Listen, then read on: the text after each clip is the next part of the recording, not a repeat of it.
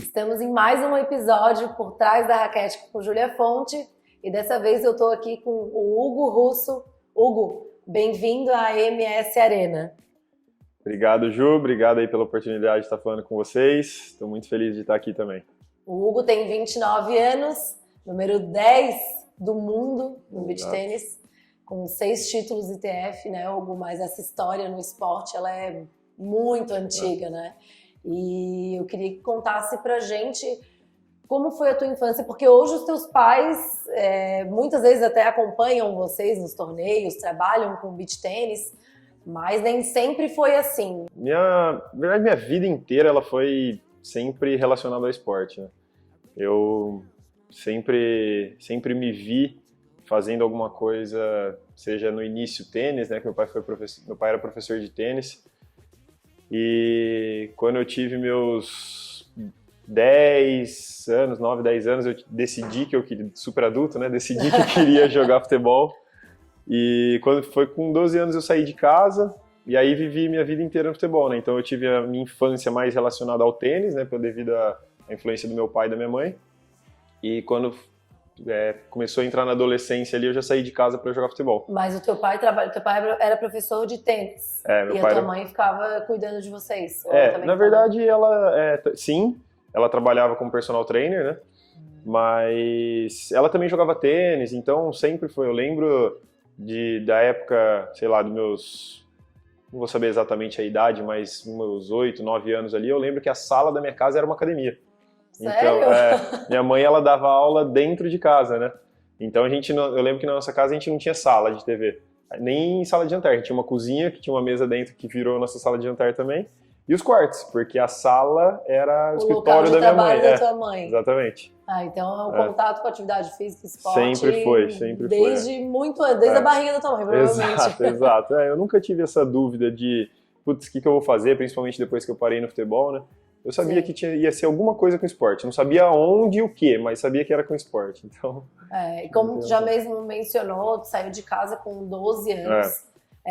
O que alguns consideram muito cedo, especialmente aqui no Brasil. Inclusive, a próxima atleta que vai sentar aqui com a gente, mas ela desistiu do tênis justamente aos 12 anos, porque ela era muito nova para sair de casa. Sim. E o teu caminho foi totalmente o oposto. A tua carreira começou quando aos 12 anos decidiu sair de casa. E como que foi isso para a tua família? Como que, né? Eu sei que, lógico, os teus pais deixaram de fazer isso, mas como foi essa escolha e de que forma tu vê que isso te direcionou para algum lugar, te fez crescer? Na verdade, eu lembro até que com 11 anos eu chorava e brigava com a minha mãe porque eu tive, acho que minha primeira proposta para sair para algum time, nem lembro, acho que era o Grêmio na época. Foi com 11 anos e ela não deixou, né, por causa da idade. Eu falei, pô, você tá estragando meu sonho, eu quero ir, né? Você acha? Tinha nem maturidade para definir alguma coisa.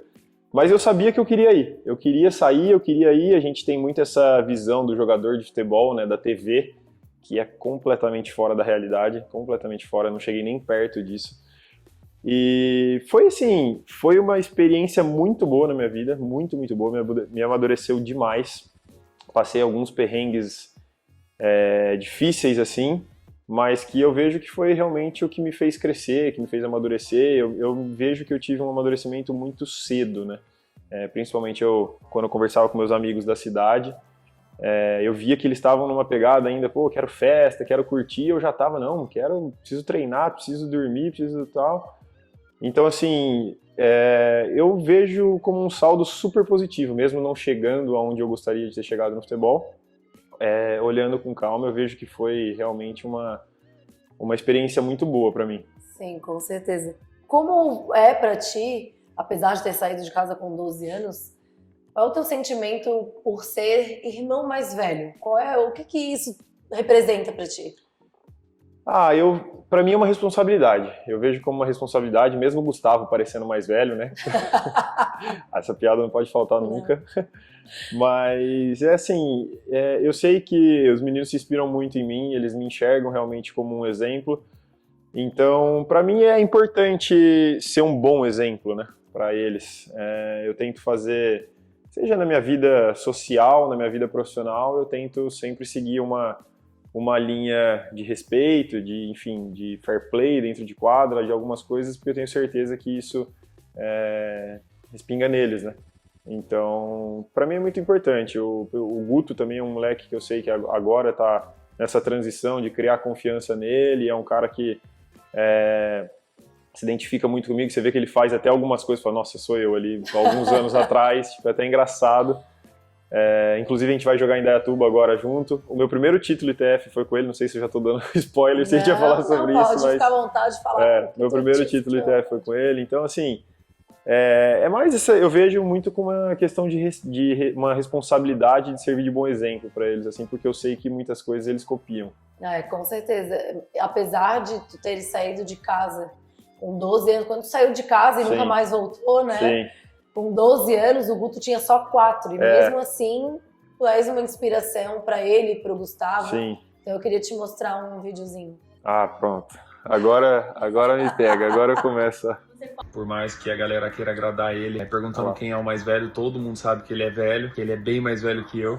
Mas fica tranquilo, a gente releva aí pra ele ficar feliz. O Hugo, como eu falei, o irmão mais velho, ele sempre foi uma inspiração pra mim. Puxou muito minha orelha, não faz muito tempo, tá? Puxava recente, que eu não treinava muito, não fazia as coisas que eu precisava treinar, que me dedicar, que ia valer a pena. Hoje percebo realmente o quão importante seria eu ter escutado ele naquela época, começar a treinar antes, sério, levar isso a sério, mas obviamente a gente só aprende essas coisas com maturidade. Sempre foi uma inspiração pra gente, desde a época do futebol, tanto pra mim como pro Guto, a gente sempre teve uma união muito grande entre nós três, desde pequeno. E bom, obviamente aproveitando aqui, já passei dos 30 segundos, mas ele é um ótimo compositor de música e cantor. É uma pessoa que eu sempre tive como inspiração, uma pessoa que sempre admirei muito desde criança, por mais que o Gustavo pareça o mais velho dos três. Não foi só eu, eu, mais velho, a diferença de idade é grande, então são 8 anos. Então é uma pessoa que eu sempre olhei com aquele olhar de ídolo mesmo, que graças a Deus tenho o privilégio de chamar de irmão, que tá no meu dia a dia. Então ver ele nesse momento conquistando, e quando eu falo de conquistas não tô falando só de títulos em si, mas de conquistas pessoais. Ele é uma pessoa que eu sei o tanto que batalha e o tanto que merece estar onde tá, e eu tenho certeza que ainda vai chegar muito mais longe. Mas também queria contar um pouquinho pra vocês uma curiosidade. O Hugo é um excelente compositor e cantor, tá? Então se você puder, se você tá assistindo esse vídeo aí, se puder dar uma palhinha, tenho certeza que a galera vai gostar muito desse seu talento, que também me inspira muito, tá? Confesso que queria chegar aos seus pés, mas sei que isso aí não vai ter como. Então, velho. Bom, Hugão, é isso, você tá ligado que é a nossa irmandade, você é parceiro, não tem nem o que falar. Bom, é nóis, você sabe de tudo. Valeu. Não, e é muito engraçado, porque eu fico vendo essas coisas, e o Gustavo realmente antes ele tinha essa pegada ele era preguiçosão, acho que é uma fase... Lembro dele, ele foi gordinho há uns anos. Exato. E não era nem só isso, Sim. Mas era uma questão de... parecia que ele tinha assim, já tô jogando bem sem treinar, tenho 14 anos. A gente falava, cara, que puta que desperdício, né? Treina um pouco e tal. E aí, depois ele foi criando essa responsabilidade. Ele criou e eu falava, puta, que legal, né? Que bom isso. E o Gustavo, é engraçado que fora de quadra, ele sempre foi o mais responsável dos três. Mas assim, disparado. Ele nem parece que é do mesmo pai e da mesma mãe. Porque o Gustavo, se tocou o despertador 5h30 da manhã, é hora de levantar? Levanta na hora, não precisa nem chamar, já vai, se arruma, toma um café, tá pronto no horário. Nossa, eu e o Guto, coitado da minha mãe, né? Minha mãe sofreu. Eu sou um meio termo. O Guto, meu Deus do céu. Desastre. Nossa, desastre. O Guto é aquele cara que você fala assim, Guto, faz aquilo pra mim? Ele, faço. Pode deixar. Tipo, exato. Já era, entendeu? O Gustavo não. O Gustavo, ele briga, ele fala, não vou fazer. Mas ele vai e faz. Os três, mesmo pai, mesma mãe, mesma criação. Eu até saindo um pouquinho mais cedo, mas, cara, completamente diferentes, assim. Eu lembro do Gustavo fora da quadra, né, falando agora dos treinos, nessa questão de responsável. Às vezes, quando eu tava em Araraquara, meus 17, 18 anos, ele com uns 10, 11, eu chegava da balada, ele ficava na porta de casa, assim, 2 da manhã. Vai, fecha o portão rápido, fecha o portão que é perigoso. Então, nossa, pai, calma, né? E ele sempre foi o cara que, não, toma cuidado com isso, não fica perto da janela, não sei o quê, sabe? Igualzinho meu pai, Gustavo é meu pai. Já era um jovem senhor. Exato. Eles disseram que se eu insistisse, tu ia cantar a musiquinha. Não existe essa possibilidade. A gente tem umas histórias de moleque que, cara, tem umas coisas que não precisa ser contada, entendeu? A gente chora de rir. Não, o Gustavo, o Guto, a gente ficava zoando. Porque, meu, junta 3 moleque com tempo livre, é zoeira, é zoeira. Com certeza. Não, eu sou um cara que eu não consigo bater palma no ritmo. Por isso que eles ficam me zoando. Eu não, Gente. juro, eu sou surreal. Pra música, eu tenho um primo que basicamente, a minha idade, ele é um ano mais velho que eu, a gente conviveu junto a infância inteira. E o pai dele é músico, ele, assim, é o dom da música surreal. Eu sempre falei pra ele, cara, você tem que trabalhar com música, porque se ele tá aqui, ele tá batucando. Eu lembro um dia que eu tinha vontade de aprender cavaquinho. Eu queria aprender cavaquinho. Esquece. Tipo, não vai aprender cavaquinho assim. Eu ia ter que me esforçar. Não, eu ia ter que me esforçar demais e, assim, ia ficar aquele negócio duro, sabe? Meu, ele falou assim, me empresta seu cavaquinho? Em uma semana ele aprendeu a tocar e tirou 3 músicas. Eu falei, cara, fica com essa porra aí, vai, pelo amor de Deus. É isso aí pra você, não pra mim. Me dá alguma coisa, manda uma bola girando aí pra eu jogar bola, fazer algum esporte, porque música... Então por isso que a gente fica zoando, né? Mas não é só na música, né? A gente sabe que o Hugo tem aquela coisa ali meio distraído. Muito. Eu ouvi uma história que uma vez estava estacionado numa guarita conversando. Cara, esses moleques são azarados. Não sei se foi os moleques ou a Isabela, porque a Isabela gosta dessa história também. E aí, não sei o que houve, tu saiu do carro, quando tu voltou pro carro, tu voltou pro banco do passageiro e ficou esperando o motorista, que no caso era você mesmo. Exato. Mas, cara, eu sou assim. Hoje, pra você ter, vou até contar outra. Eu tava no elevador, eu e a Rafa falou, puta, tá precisando colocar o cartão, né? Eu falei, não precisou da primeira, né? Mas beleza. Eu colocava o cartão e apertava o 3. Não ia. Aí eu colocava o cartão, aí a Rafa cartou 11, foi. Subimos até o 11, e eu sem conseguir. Falou, você tem certeza que é o 3? Aí eu, não, é o 4. Agora funciona. Mas é assim, essa história do carro, não sei, é pra eu reforçar isso, mas tava tudo lotado o estacionamento, e eu não tinha onde parar. Então você imagina aquela guarita que tem a galera que vem às vezes deixar o filho, que só entra e sai, não entra no clube realmente. E tava lotado, eu parei o carro ali e falei, ninguém vai passar aqui agora, né? Aí desci pra renovar a carteirinha, adivinha, veio o carro. Beleza, na correria, entrei no banco do passageiro e o carro de frente pra mim, né? Porque eu tava na contramão. Sentei e fiquei olhando. Aí eu, o que eu ia fazer mesmo, cara? Gente! E o cara me olhando assim, ai, caramba. Eu vou disfarçar. Baixei a cabeça, saí, fui pro outro lado e saí com o carro. Mas, nossa, eu faço várias Já dessas. assistiu aquele filme Procurando Dory? Se identifica? Não, meu Deus, eu sou a Dory. É surreal, tem várias minhas, assim, é que você não tem noção, eu não sei por que eu sou tão desatento, mas eu sou assim. Mas como que na quadra consegue se concentrar? Porque na quadra é muito foco, não só a concentração, mas também a coordenação motora para jogar, porque jogou bola profissional, joga beach tênis profissional em altíssimo nível. Como que você se concentra, como que você...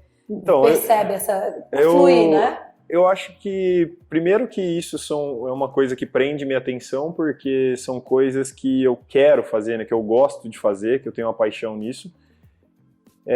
Uma preparação pré-jogo, com certeza, isso é uma coisa que eu vou me conhecendo cada vez mais. Eu sei que eu sou um cara que, por exemplo, eu jogo com o Antônio. O Antônio é um cara que ele é rápido. Ele, tipo assim, ele bate 2 bolinhas e tá pronto. Ele não precisa, tipo, de um aquecimento, ele é assim. Uhum. Eu não. Se eu fizer o aquecimento dele, eu vou entrar na quadra dormindo, entendeu? Então, acho que isso é muito particular, né? Eu olho algumas fotos minhas, às vezes eu falo, nossa, eu tô com cara de assassino ali, meu olho tá regalado, eu tô olhando pro sacador que parece que eu quero matar ele. A gente percebe essa concentração, assim. Eu acho que é muito do ambiente, assim, você se preparar para aquilo, sabe? Então, essas situações que acontecem são coisas que eu tô pensando em 10 coisas ao mesmo tempo. Mas, Hugo, a gente percebe, assim, que tens uma conexão muito forte com a tua família. Sim. E a gente, desde que a gente começou a falar, todos os teus momentos são sempre relacionados à família. Sim. Uma das partes mais difíceis da vida de um atleta é justamente ficar longe da família, passar momentos bons e ruins longe da família. Então, isso é um dos maiores desafios da vida de um atleta, né? Eu queria te mostrar um vídeo e quero saber se tu lembra do que esse vídeo significa.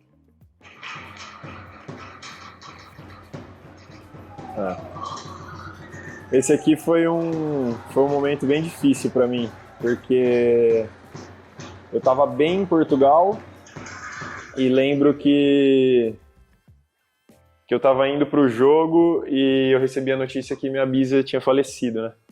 E ela é uma super torcedora, tanto ela, eu tinha uma ligação muito forte com meus avós também.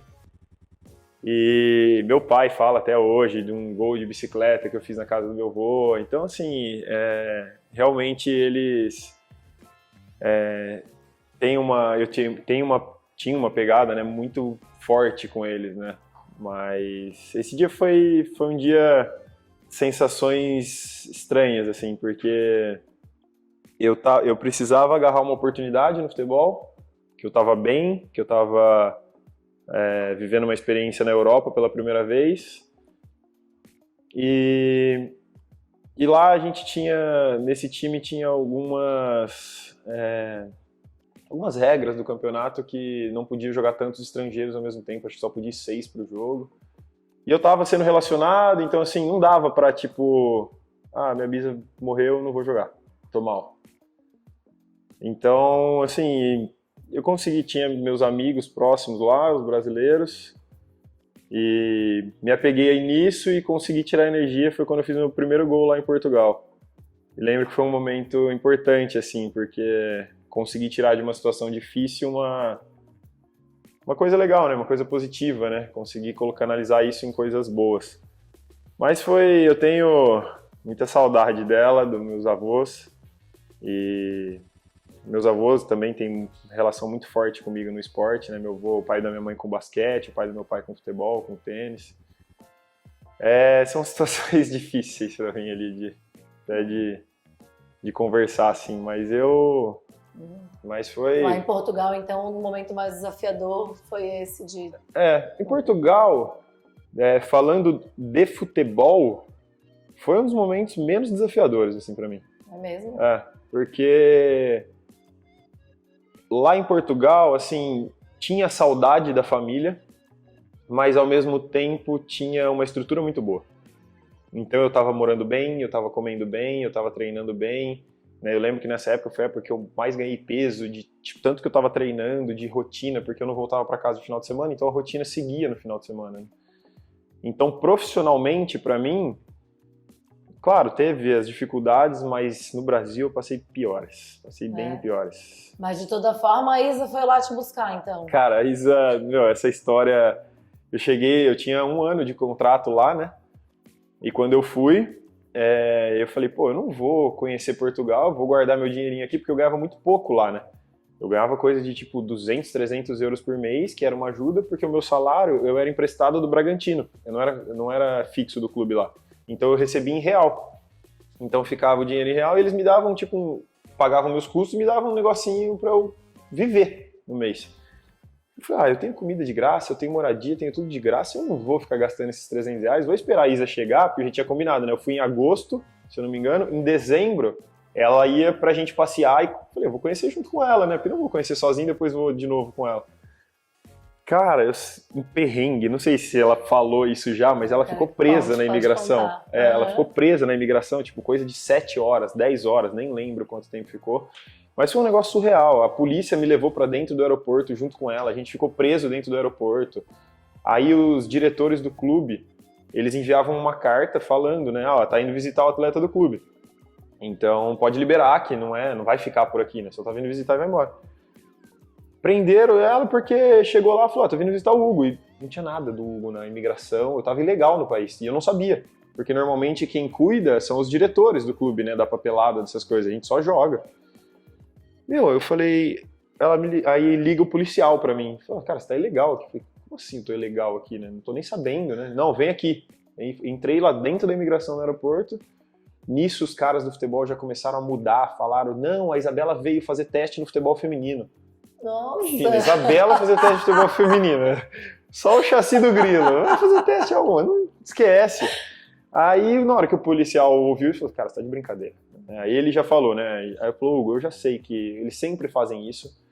Eles querem passar a perna na gente, eu já vi que você não sabe da situação. Então, para eu não estragar o seu passeio, ele falou, eu podia te colocar no próximo voo, você não ia nem buscar sua mala. Para eu não estragar o seu passeio, eu vou te dar 20 dias, que é o prazo máximo que você tem para regularizar a sua situação. Se você não regularizar, você vai ser deportado. Ou vai por vontade própria, ou vai ser deportado. Foi quando ela chegou dia 5 de dezembro, dia 25 a gente tava indo embora. Aí rescindi o contrato com o clube, mas assim, tinha contrato até agosto, tava super bem no clube, do nada, né? Só que tem coisa que a gente não entende na hora.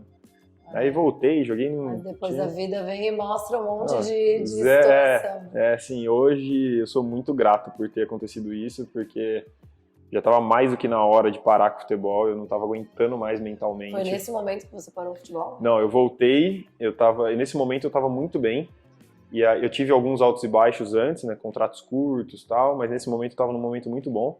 Só que quando deu essa quebra de contrato, eu voltei para um time da A3, do Paulista. Foi quando a gente quase foi rebaixado. Aí, coisa de, tipo, 3 meses do céu ao inferno, entendeu? Aí já foi aquele negócio de... Aí eu sentei na mesa com meus empresários da época, aí depois, né, de um tempo, isso era meio de 2019. Aí, esperando que eles fossem falar, agora nós vamos te mandar para tal clube. Sentou eu e a Isabela, o cara virou e falou, você perdeu o seu time, agora você vê o que você quer fazer da sua vida, e porque a gente tem você e tem mais 200 atletas, então pra gente não dá mais. Foi descartado. E tipo assim, eu tava trabalhando 7 anos com os caras.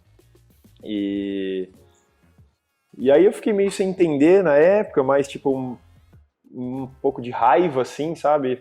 Cara, como assim, velho? Tipo, 3 meses atrás os caras estavam falando que eu ia continuar em Portugal, que tava super bem, beleza, né? Mas tudo bem.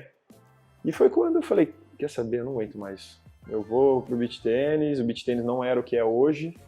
Eu viajava, tipo, 3 cidades longes para dar aula de beach tênis, para eu sair do futebol, e fiquei sem salário, né?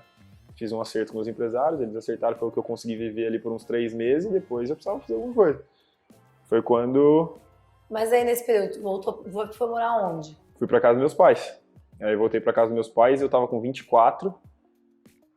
Isso foi exatamente em maio, junho mais ou menos, entre maio e junho de 2019. Só que é muito difícil, né, você, tipo, morar tanto tempo fora e voltar pra casa dos pais também, né?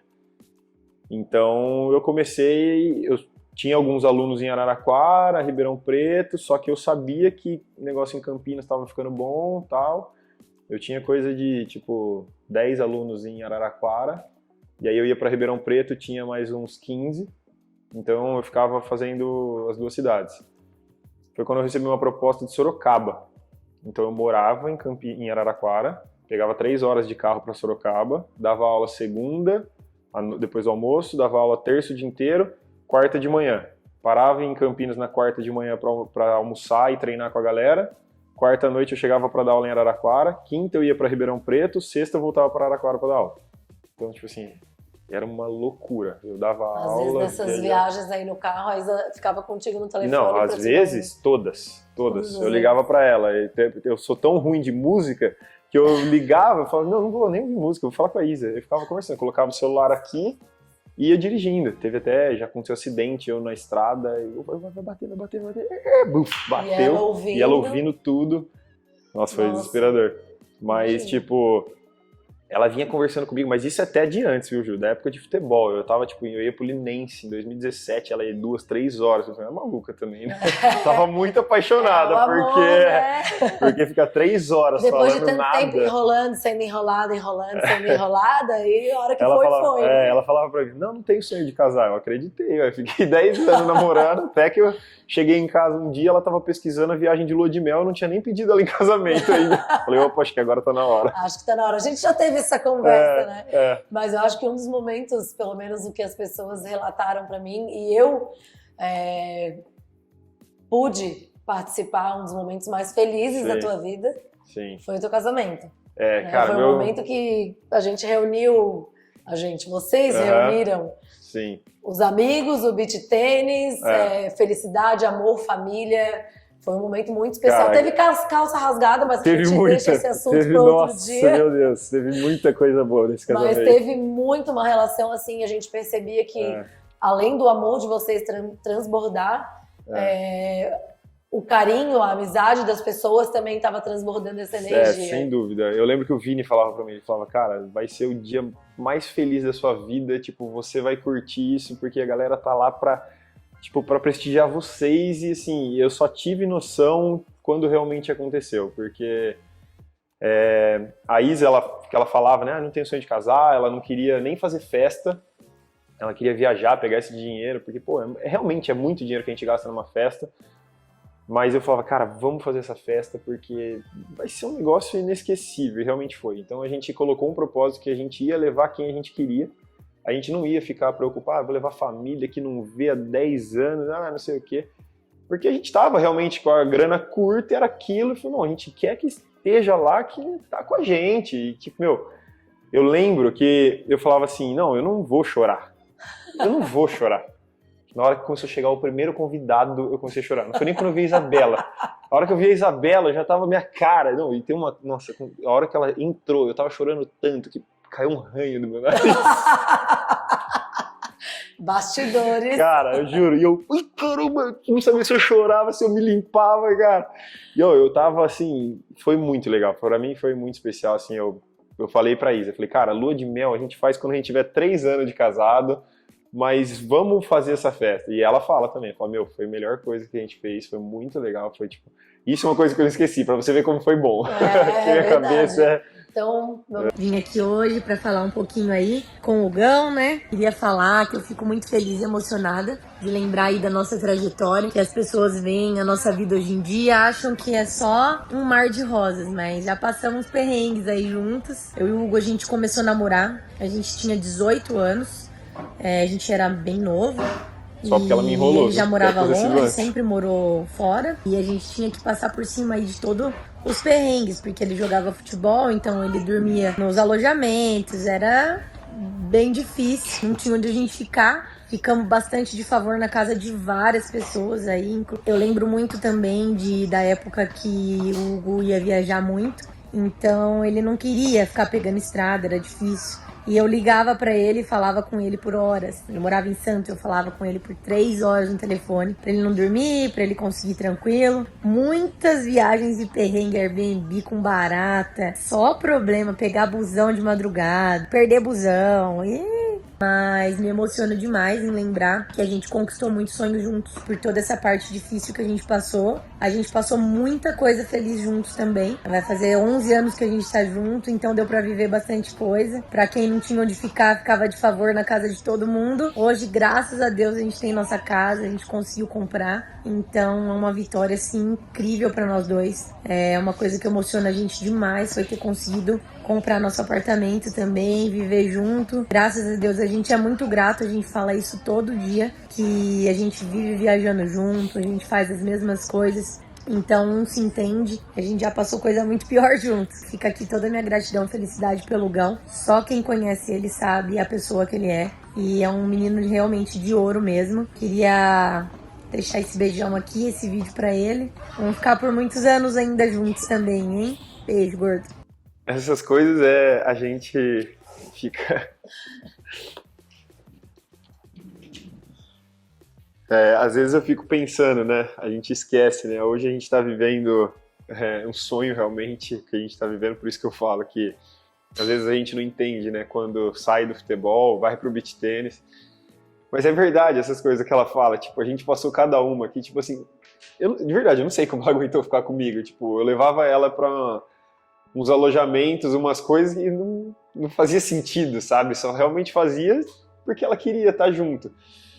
Então, cara, não tem como a gente não comemorar isso, né? Uma conquista de um apartamento. Pra gente isso é, tipo, sei lá, realmente é muita emoção pra gente depois ver o que a gente tá construindo, o que a gente tá fazendo. Você fala, cara, não é possível que, sei lá, nem 10 anos atrás, mas 7 anos atrás, 6 anos atrás, eu no futebol e falava, cara, nossa senhora, uns perrengues que não é possível. Tipo, ela devia olhar, eu não sei nem o que devia passar na cabeça dela, cara, o que eu tô fazendo, sabe?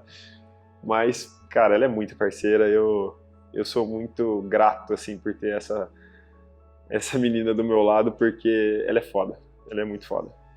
e ela me ajuda demais. Eu falo que eu cresci assim, eu tive uma mudança de chave assim na minha vida, principalmente de personalidade, assim, sabe? De entender que, cara, não é um mar de rosas as coisas. Tem coisa que tá errado e é isso, tem que arrumar, entendeu? Isso pra mim foi estranho no começo, porque como a gente falava da minha família, que eu sou muito apegado com meus irmãos, assim, eu morro por eles. No começo, quando eu comecei a namorar a Isabela não se dava muito bem com as irmãs, sabe? Era, tipo, muita briga, e pra mim era, como assim, tipo, essa pessoa era pra você estar, tipo, defendendo bizarro, sabe? Hoje elas são super apegadas também, mas foi muito legal, assim, sabe? Parar pra ver como a gente era diferente, principalmente nesses casos familiares e tal. E como eu peguei um pouco dela disso de enxergar que não é um mar de rosas, tem coisa que tá errada e tem que arrumar. E ela também, isso que, tipo, não tá tudo errado, não, pô, ela tá querendo meu bem, ele tá querendo meu bem. Então a gente se equilibrou de uma forma que, puta, hoje eu não vivo sem ela. Oh, que lindo!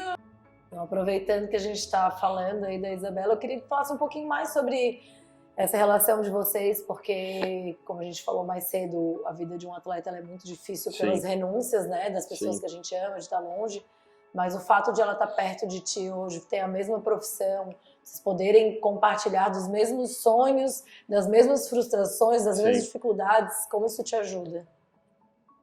Ju, eu acho que isso é realmente o que me dá força, né? A Isa, ela é minha família hoje, né? Hoje a gente é casado, a gente tem a mesma rotina, a gente trabalha no mesmo lugar, nas mesmas horas, a gente viaja para os mesmos lugares, então a gente sabe muito, né? A gente consegue ver com muita clareza o que um está sentindo, quais são as dificuldades, né? Porque, igual, no começo do ano, ela estava sem patrocínio, estava sem parceira, não estava conseguindo encaixar o jogo do jeito que gostaria. Então, assim, é muito uma balança ali, sabe? De tipo, pô, tem momento que ela vai estar bem melhor que eu e tem momento que eu vou estar melhor, e o importante é a gente estar se equilibrando, se ajudando. Eu acho que essa parte financeira é uma parte do beat que a gente precisa dar uma atenção, porque, cara, a gente é muito vulnerável a isso, né? É um ano de patrocínio, 6 meses de patrocínio, de repente não tem mais patrocínio, de repente tem que dar aula pra caramba, e agora não precisa dar tanta aula, dá pra treinar. Então, isso é um equilíbrio que também a gente tem muito, sabe? Uma questão de parceria nisso, não tem essa de só um paga conta, só outro paga conta. Não, eu tô ganhando mais, eu vou pagar mais. Você tá ganhando mais, você vai pagar mais. Estamos ganhando igual, vamos igual, meio a meio. Até um pouco injusto, porque eu como muito mais que ela. Mas a gente tem essa parceria em tudo, assim, tipo, da parte financeira à parte emocional, sabe? A gente é muito claro, a gente joga muito limpo, tipo, um com o outro. Cara, porra, tô sentindo isso, tá foda, sabe? Então, sei lá, é muito legal. A gente até teve sei lá, não sei nem se devia falar, mas enfim. E agora, graças a Deus, eu tô vivendo um momento muito legal na minha carreira, que os patrocínios melhoraram. E a Isa, ela inclusive foi uma menina que me ensinou a guardar dinheiro, porque eu nunca guardei dinheiro na minha vida, né?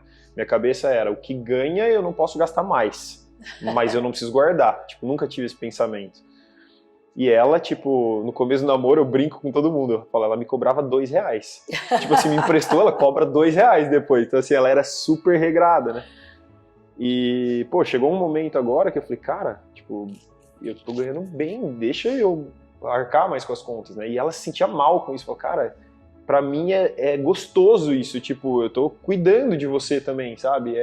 Agora eu posso, amanhã. Eu falei, se fosse o contrário, você não ia, né?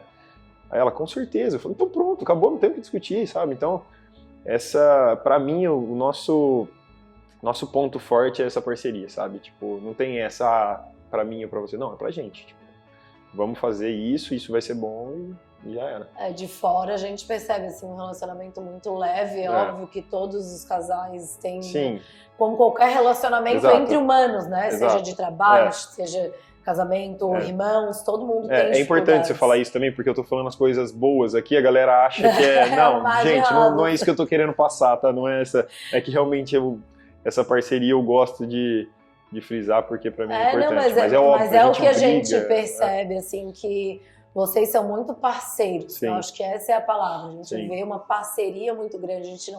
Eu não percebo uma competição entre vocês de ai, meu Deus, o Hugo tá ganhando os torneios e eu não, não, sabe? Eu acho que eu vejo muito o contrário. Quando você tá jogando, ela fica desesperada e o oposto também. Eu sofro muito com os jogos dela, muito. Tipo, eu odeio assistir jogo dela quando eu jogo em seguida. Se eu vou jogar logo em seguida, às vezes vocês nem vão me ver na arquibancada, porque eu fico ansioso e... Enfim. Mas é isso, realmente... eu acho que a gente conseguiu encaixar um grau de competitividade que a gente... Porque assim, atleta é competitivo, mas a gente conseguiu encaixar um grau de competitividade que se eu ganho, ela também quer ganhar. Não tipo assim, ela vai torcer contra mim, não, ela fala assim, puta, eu também vou ganhar, sabe? É uma motivação. Exato, é uma motivação, puta, eu também quero, sabe? Um empurrãozinho. Então, eu acho muito legal isso, porque não é só entre a gente, e também com meus irmãos. Eu lembro que, o Gustavo engatou no começo do ano passado um BT200, um BT400, de repente eu fiz uma final de BT400, de repente ganhei um BT200, eu acho que tem a ver, sabe? Tipo assim, ele conseguiu, também consigo, sabe? Então, muito isso, sabe? A mesma Isa estando contigo nos momentos, né, nos momentos bons, nos momentos ruins, que hoje, como tu falou, ela é a tua família. Sim. Os teus pais, eles se fazem muito presente, mesmo à distância. Sim. A gente vê eles bastante nos eventos, eles estão indo acompanhar, mas mesmo à distância, eles acabam sempre se fazendo muito presentes, né? Eu queria que contasse um pouquinho pra gente dessa relação, claro, com a tua mãe também, mas especialmente do teu pai. Eu vejo que até num outro conteúdo que a gente fez, tu falou, né, a minha inspiração é o meu pai, e eu queria que falasse um pouquinho pra gente disso. O meu pai, eu tenho uma admiração muito grande, não só pela, tudo que ele vem construindo no beach tênis, mas sim pela pessoa, pelo homem que ele é.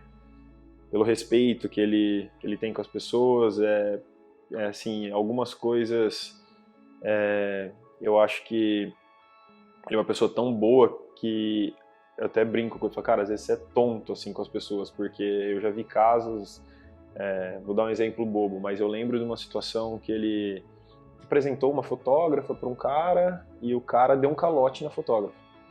Tipo, ele se sentiu mal e pagou metade da dívida de um dinheiro que ele não tinha para amenizar o prejuízo só porque ele apresentou. Tipo assim, ele também fez negócio com o cara e se ferrou, entendeu? Sim. Então, sabe, você vê que é um coração muito bom, assim, então isso é uma coisa que eu admiro muito nele e que eu vejo, que eu peguei um pouco dele, dessa questão de querer fazer, sabe, o bem para as pessoas. Então, assim, isso para mim é, sem dúvida, o maior exemplo que ele me dá. Minha mãe, cara, meu pai brinca muito, né? Minha mãe é uma leoa, ele fala. Então, minha mãe, ela, cara, com um problema de coração, ela vai dar 10 horas de aula, chega em casa, faz comida e não sei o quê, e ela é assim, minha avó é assim, a mãe dela, e é assim, eu sou muito, eu tenho um relacionamento muito forte com eles, né? Hoje, por isso que eu falo, você falou, a família, ela é difícil, né, a gente fica longe, mas eu me sinto muito privilegiado, sabe? Às vezes eu não vejo ele o tanto que eu gostaria, né, eles, mas mesmo de longe, assim, né, ela brinca comigo, ela fala, puta, eu só sei onde você tá pelo Instagram, você não me fala, mas a gente sabe que a gente tem essa conexão e a gente tem esse carinho muito grande, então os dois são minha base, sem dúvida, desde sempre. Vai. Vamos lá. Eu preciso contar uma história rapidinha antes. Rapidinha, duvido. E eu treinei os 3 e os caras eram muito bem educados, pessoas fantásticas, né? Eu treinava também o pai. Eu falei, cara, como é que você faz pra ter 3 garotos assim, tão bacana, né? Ele falou, eu não tenho receita, mas o segredo é nunca esquecer do primeiro, né? E o Hugo é o primeiro da série, né? Da Jucaiada aí. E ele é um cara fora de série, então todos os desafios que ele quis trilhar pela vida, a gente sempre teve juntos, a gente sempre acompanhou e ele se tornou esse cara fora de série que ele é. É um exemplo de homem íntegro, é exemplo para os irmãos, é exemplo para muita gente e é um cara que só nos trouxe alegria durante todo esse tempo e a gente sempre pode contar com ele e ele sabe que ele pode contar com a gente. Então falar do Hugo não é tão difícil não, é muito prazeroso, porque realmente ele é um cara fora de série. E a gente ama muito o Galo, então conta com a gente. Oi, Ju. Oi, Hugo, tudo bem? Vamos lá, isso não se faz com uma mãe, viu, Ju? Mas vamos lá. Falar do Hugo, como dos meninos, é uma situação muito fácil para mim como mãe, porque eles se dão muito bem, né? Então eu acho que a inspiração hoje, ela vem do pai dele, do Juca. Ele se dá muito bem, os dois se dão muito bem, os três, né? E entre os irmãos também, eles se dão muito bem. Então eu vou colocar que a maior inspiração eu acho que é a família dele. Judia um pouquinho da mãe, né? Nesses jogos aí que eu falo que eu tenho, como o Hugo tem o terço, eu tenho a minha Nossa Senhora aqui que eu rezo, e o Hugo brinca às vezes, fala assim, quantos terços temos para esse jogo? Alguns. Mas ele é muito querido e tem um futuro brilhante aí pela frente. Cara, eu tenho 2 histórias com eles, que uma do meu pai, que eu lembro quando eu falei pra ele, porque eu com 11 anos, eu era aquele moleque, não, eu quero ir, me manda pra Porto Alegre que eu vou jogar futebol, eu tipo, não tenho medo, me manda. E aí eu bati tanto naquela tecla que meu pai, acho que, ele falou, cara, ele vai mesmo, e beleza. E ele sentou comigo, eu lembro dele montar uma lousa com um campo de futebol. Juca. Imagina, Juca. Exatamente, padrão Juca. Você, ó, beleza, você vai, mas então nós vamos montar alguns pilares aqui. Aí aquele jeito dele de analogias, né?